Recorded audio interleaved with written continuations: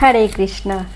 তো কাক এমন একটি পাখি, ওর এতই সাহস, এই একমাত্র পাখি যে ঈগলের ঘাড়ে বসে ঈগলকে ঠোকরাতে থাকে এবং বিরক্ত করতে থাকে। কিন্তু ঈগল কিন্তু ওর পিছনে ওর সঙ্গে লড়তে যে সময় নষ্ট করে না, ওর শ্রম সময় কিছুই নষ্ট করে না। ও কী করে, আরও ঊর্ধ্ব গতিতে জোর গতিতে গিয়ে উপরের দিকে উঠতে থাকে।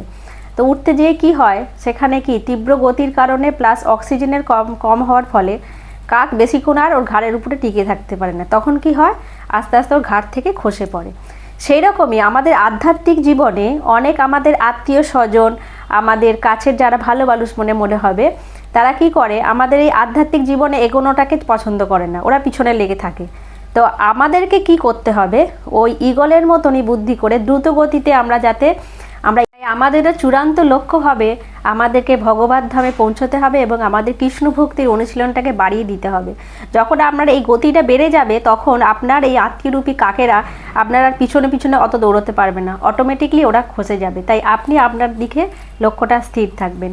তাই ভক্তি বিনোদ ঠাকুর বলেছেন, পরের কথায় হায় কিবা এসে যায়, মিছে দাগা তুমি পেও না, যার মুখে ভাই হরি কথা নাই, তার কাছে